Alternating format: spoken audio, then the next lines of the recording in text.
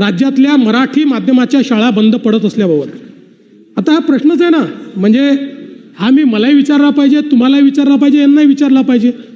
आपण सगळे आपल्या मुलांना इंग्रजी शाळेत शिकवतो आणि इथे आपण सगळे चर्चा करतो मराठी शाळा बंद पडतायत. हा प्रश्न आहे ना. याच्या पाठीमागे नुसतं आपली भावना असून फायदा नाही आहे. आमच्या राज्यामध्ये सक्तीची फक्त मराठी.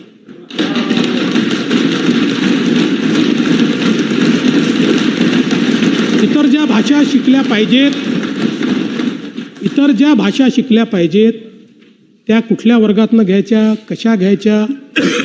एक गोष्ट आपण लक्षात ठेवा की बहुभाषिक असणं हे महत्त्वाचं असतं.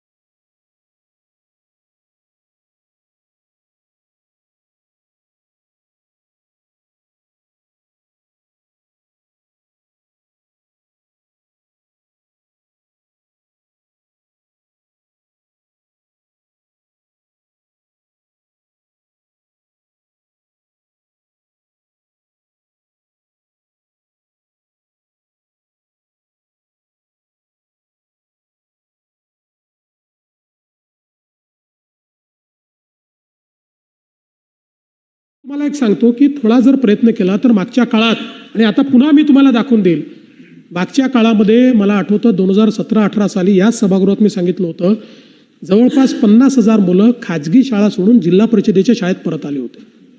त्यामुळे आपण जर आपल्या शाळांचा दर्जा नीट ठेवला तर आजही लोकांची आपल्या शाळेमध्ये येण्याची इच्छा आहे.